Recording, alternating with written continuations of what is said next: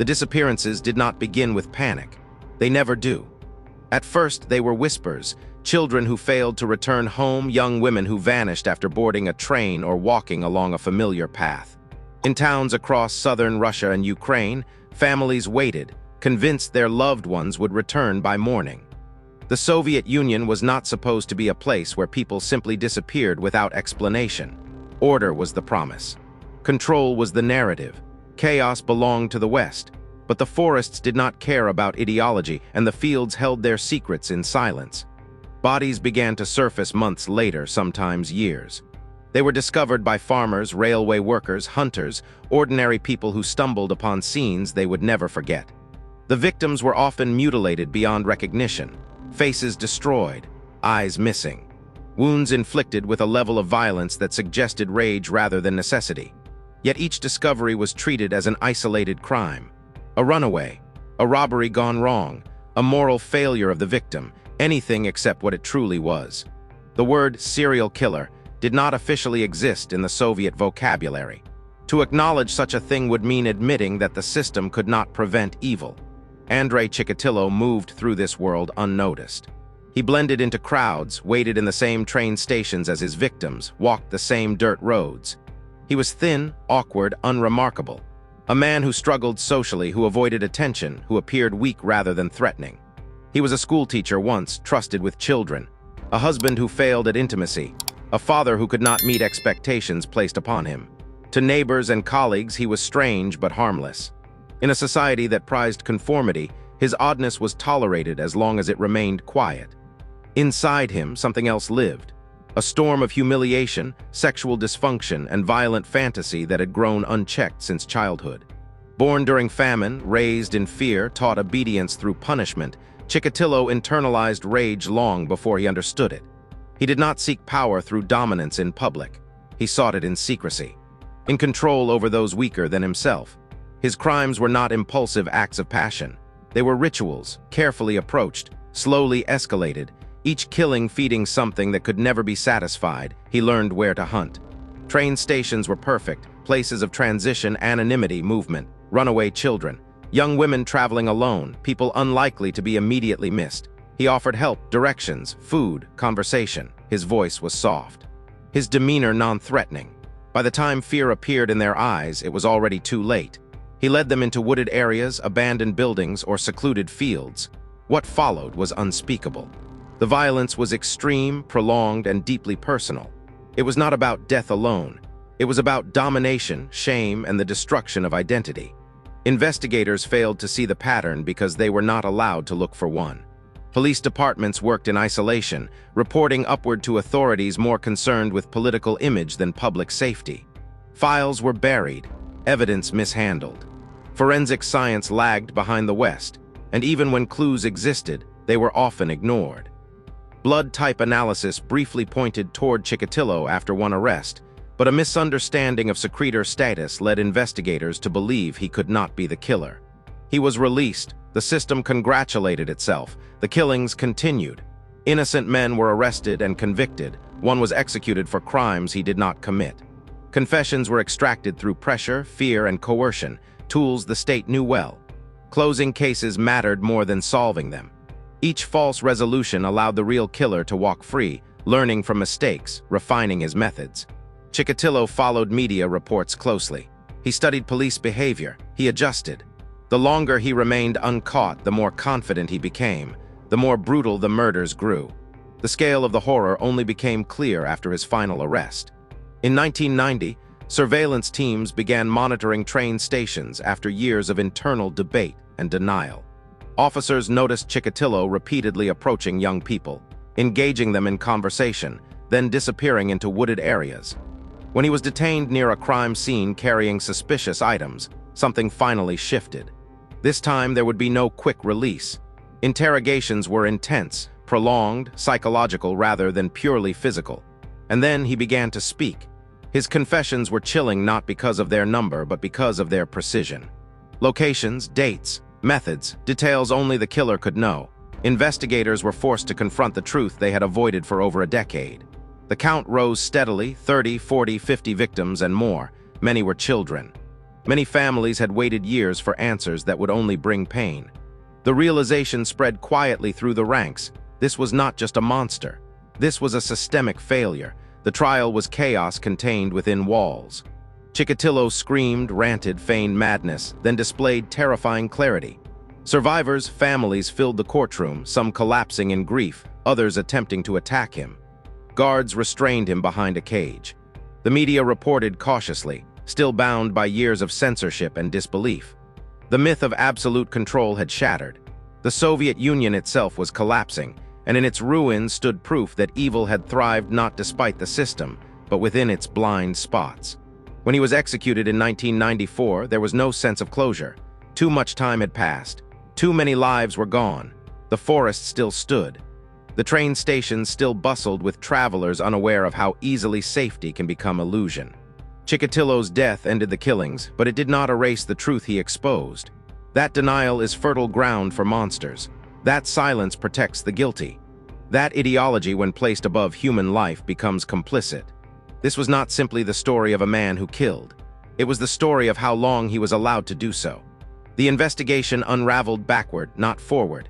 Each confession forced detectives to reopen files long considered closed, to exhume memories the state had buried under paperwork and propaganda.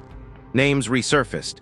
Children once labeled as runaways, young women dismissed as immoral, bodies written off as accidents. Families were summoned years after funerals, told that what they had been promised was a lie. Some broke down in relief, finally knowing. Others collapsed under the weight of guilt for ever believing the official explanations. Truth did not arrive cleanly. It arrived soaked in regret. Chikatilo did not confess out of remorse. He spoke because speaking gave him control. Each detail placed investigators in his shadow, forcing them to follow his narrative rather than their own. He corrected mistakes. He mocked uncertainty. He described landscapes as if guiding a tour, pointing out where he had waited, where he had struck, where the bodies had fallen. His calmness was as disturbing as the acts themselves. This was not a man overwhelmed by madness in the moment. This was someone who had lived comfortably alongside his crimes, compartmentalizing horror with terrifying ease. Psychologists studied him obsessively. They searched for a single cause, a broken childhood, sexual dysfunction, ideological pressure, but found only fragments. He was not driven by profit or ideology. He did not kill to send a message. His violence was intimate, chaotic, and deeply personal. Each victim represented a release from humiliation he could not process any other way. In a society that punished weakness and rewarded silence, he learned early that pain was something to hide, not heal. It festered. It twisted. It found expression where no one was looking. The system's failures extended beyond policing. Education officials ignored reports of inappropriate behavior. Railway staff overlooked complaints. Local authorities discouraged panic to maintain appearances. Everyone played their part not out of malice but obedience. It was safer to follow protocol than to question it. Safer to close a case than to admit uncertainty. Safer to blame the dead than to confront the living. In this environment, Chikatilo did not need brilliance to evade capture. He only needed patience. Media coverage, once unleashed, struggled to find balance. Sensational headlines clashed with decades of enforced restraint.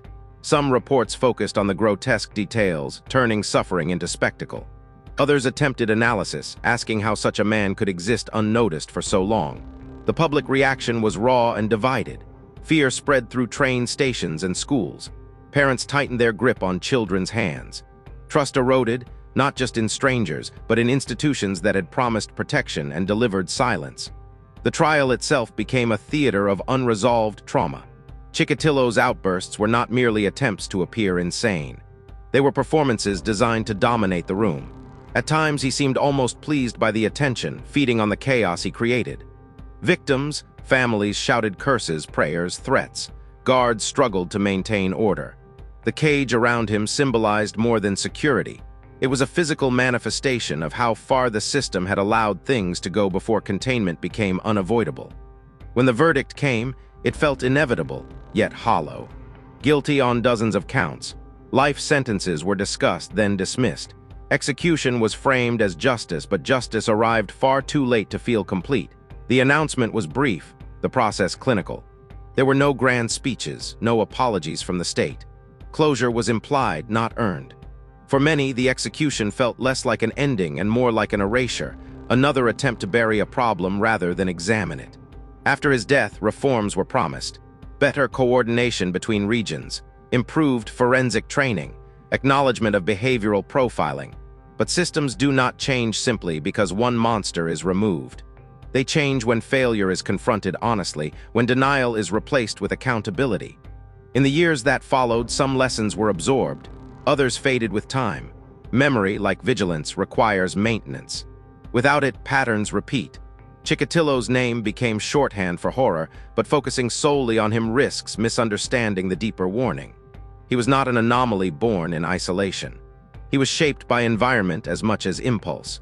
His crimes thrived in the gaps between authority and responsibility, where rules existed without reflection.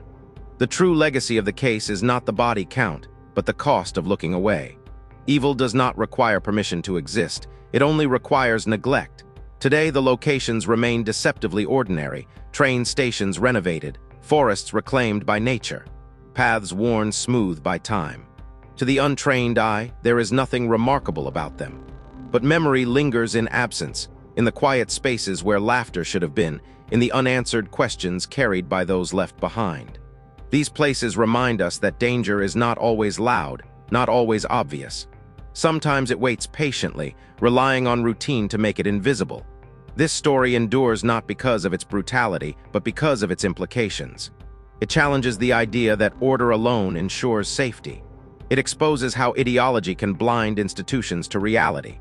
It forces an uncomfortable reflection, that the most frightening monsters are not those hiding in darkness, but those moving freely in plain sight while systems insist there is nothing to see.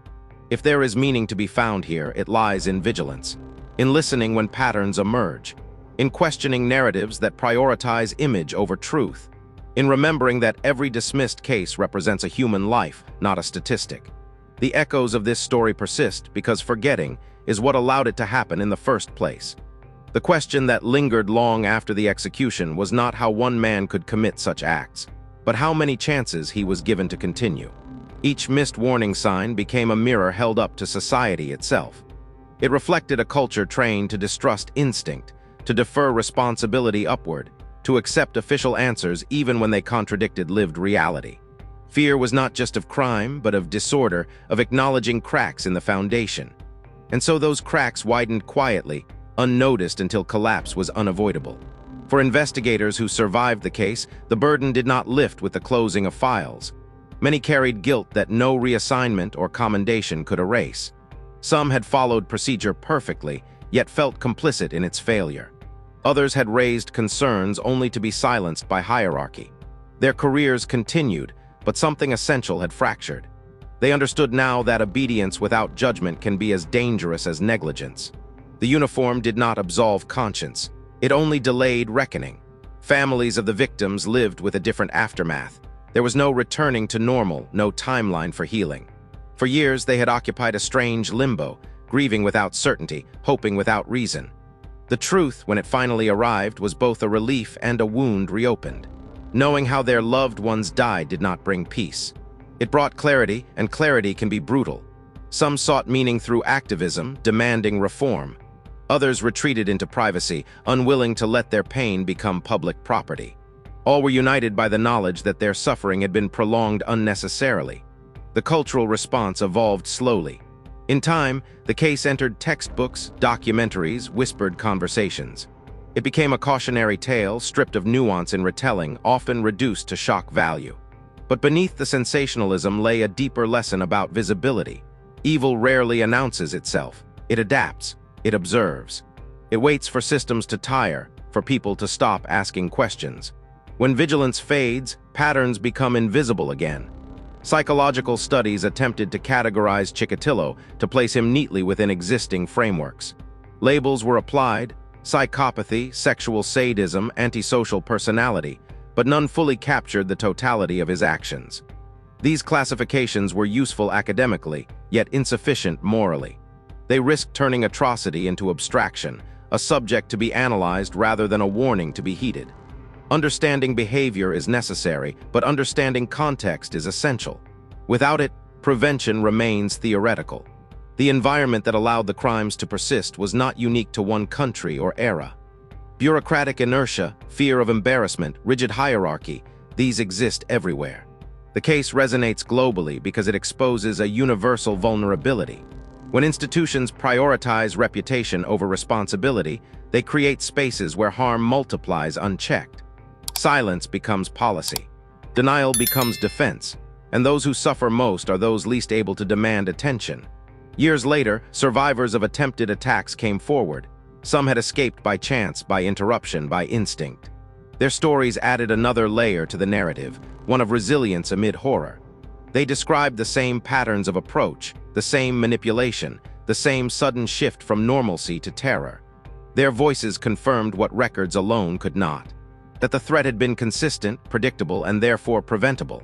Listening earlier could have saved lives. The locations associated with the crimes were eventually mapped, studied, and compared. The geography told its own story. Accessibility mattered. Anonymity mattered. Transitional spaces, places where people passed through rather than stayed, were favored. These were zones of reduced accountability, where strangers rarely noticed strangers. The insight was chilling in its simplicity. Safety is weakest where responsibility is diffused. When everyone assumes someone else is watching, no one truly is. As time passed, the figure of the killer receded, replaced by broader discussion of institutional reform. Yet there was always a temptation to treat the case as an exception, a historical anomaly unlikely to repeat. This, perhaps, was the most dangerous takeaway of all. Exceptionalism breeds complacency. It reassures without justification. The truth is harsher. The conditions that allowed these crimes are not rare. They persist wherever oversight weakens and empathy erodes. The legacy of the case is therefore not confined to criminal history. It intersects with ethics, governance, and collective responsibility.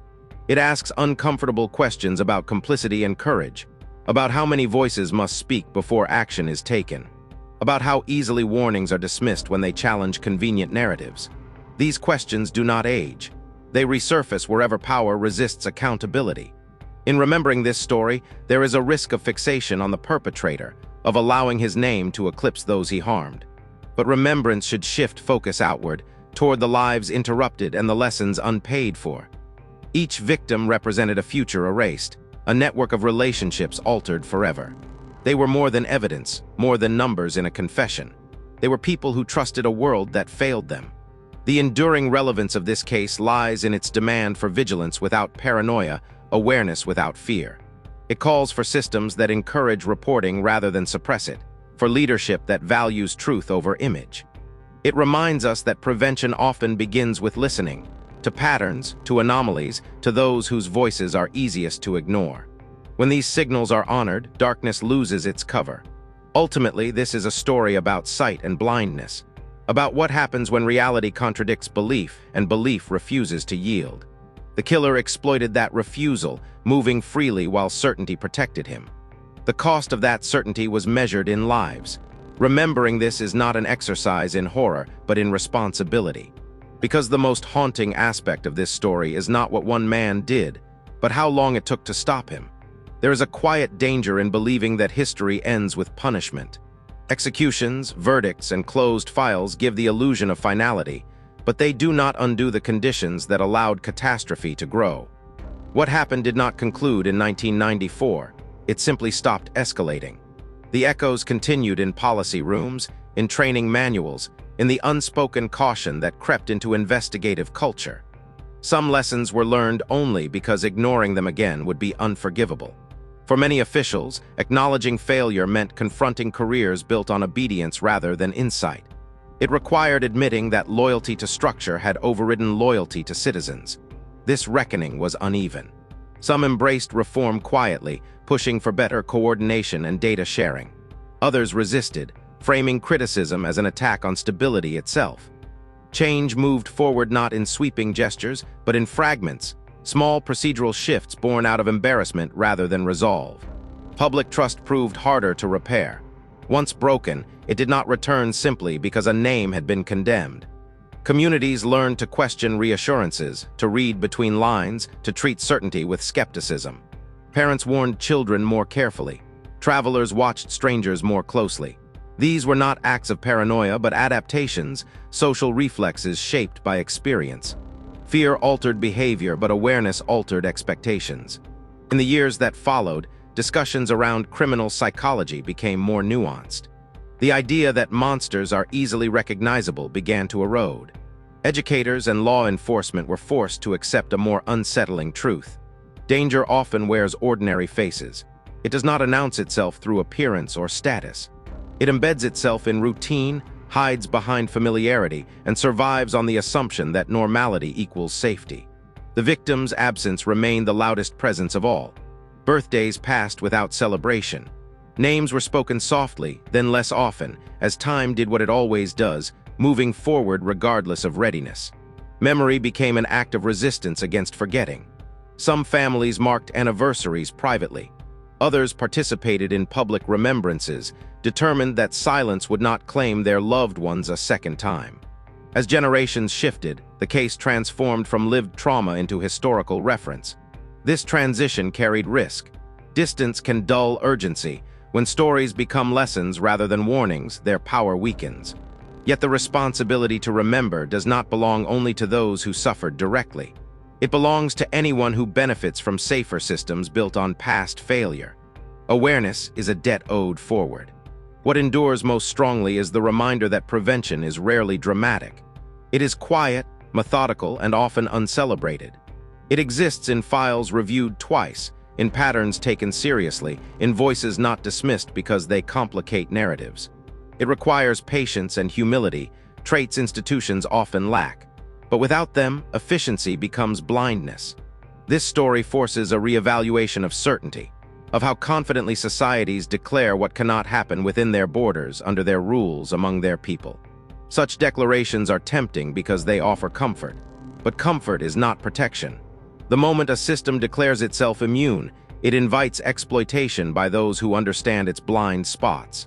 Ultimately, the most unsettling realization is not that evil existed, but that it was accommodated by routine. That horror advanced step by step, not through chaos, but through order unexamined. That the greatest safeguard against repetition is not stronger punishment, but sharper awareness. To see patterns early, to believe warnings, to accept that no system is above scrutiny.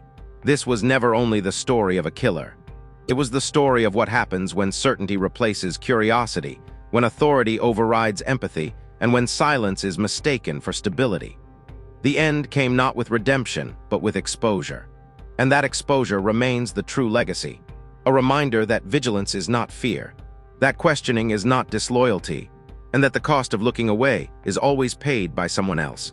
In the end, the most important question is not how many years it took to stop him, but how many warnings were quietly set aside along the way.